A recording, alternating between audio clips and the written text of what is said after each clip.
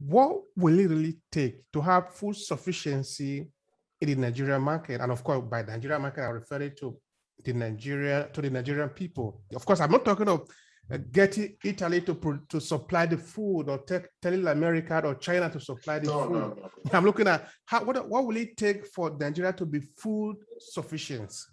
Yeah, it's a very straightforward question. What about seeding? We need to look into our seed. We need to develop our seeds, improve our seeds. We need research, more research, and of course the crop side, and all the aspects. And of course that takes us to issues with biotechnology and bioinformatics as well. So improved seeding is important. The best practices should be adopted.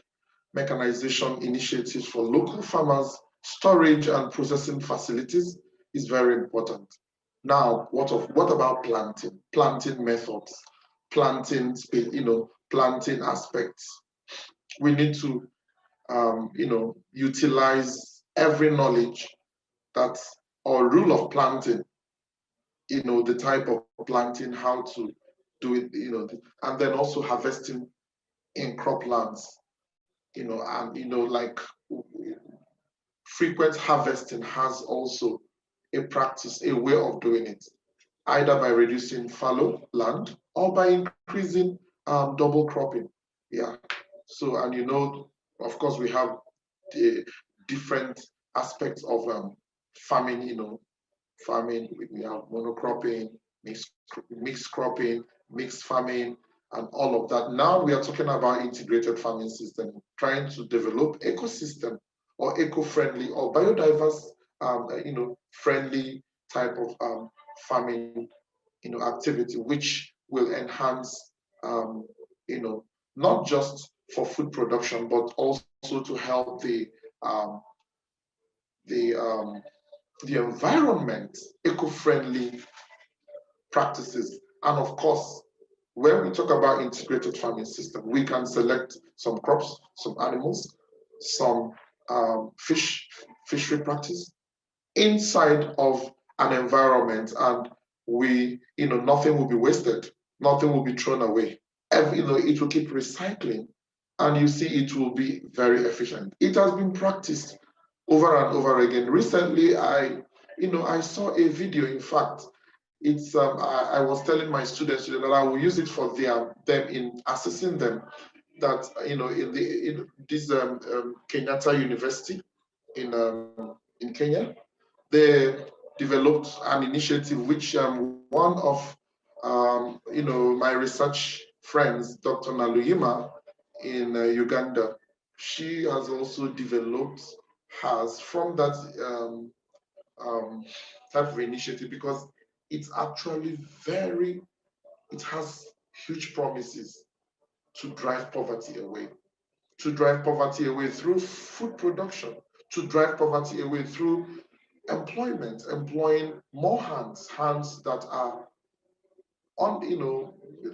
that lack job and means of livelihood, and then also to provide raw materials for industry, and also feed for the livestock, and also manure, food for the crops.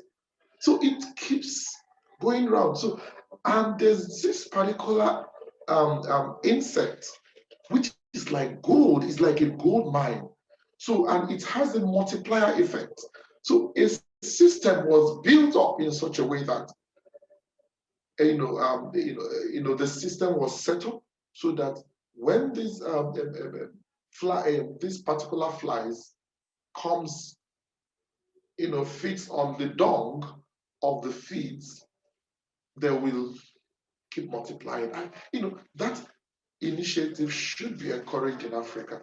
It should be encouraged even in Nigeria, because I don't know why these ideas are wasting away. Can't we use these ideas? Are we not capable enough to use these ideas? Yeah, I will always give kudos to those who are, blazing the trail, and who will not let, who will not let the economy, who will not let our resources, wasting our time when we have a comparative advantage over other nations. Yes, like I mentioned about oil palm, why can't we go back to look into those cash crops, into those crops that have over time contributed meaningfully to the foreign exchange earnings of our nation, Nigeria? Thank you. Now, we are looking into the question of pricing, because we talk of production, we talk of importation, and of course, that have to do with how much the Nigerian people are paying for a cup of gari, a cup of rice. So what can you say about the unstable prices of food in Nigeria? And of course, in many parts of Africa, the price is not stable anywhere, though. I don't know if this was related to the politics or policies. So tell us something about the unstable price. Yeah, thank you. Pricing is part of marketing research. Yeah, because pricing of commodities, it has a very direct implication on how goods are marketed, how goods, the demand for good, because of course what happens in the market is the forces of demand and supply. So the forces of demand and supply is what rules in every market. And we are not looking at markets from a particular point of view, like this market, that market, we are looking at market from a commodity market. We have local markets, we have reference markets as well. Irrespective of that, we look at the commodity and we say, okay, like rice markets. So the unstable prices of food in Nigeria and other sub-Saharan African countries, and I can say that it is because of most of the farmers, we depend on rain-fed agriculture.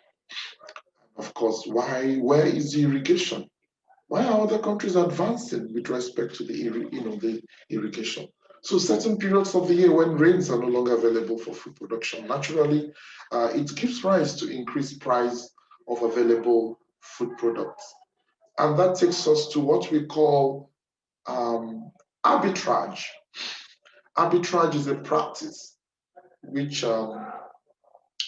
it's not illegal, it's encouraged, because it's like going to, let me paint a very good picture of what arbitrage means. Arbitrage is a marketing term, especially in marketing researches, in marketing practices. When a marketer goes to a particular market where a particular commodity is cheaper, goes to another market where he or she will sell it expensive, add up, back up. So, hoarding of agricultural products till periods of the year is also part of arbitrage when scarcity starts, and is also a contributing factor to the unstable prices. Yeah. So, and then what about poor storage facilities?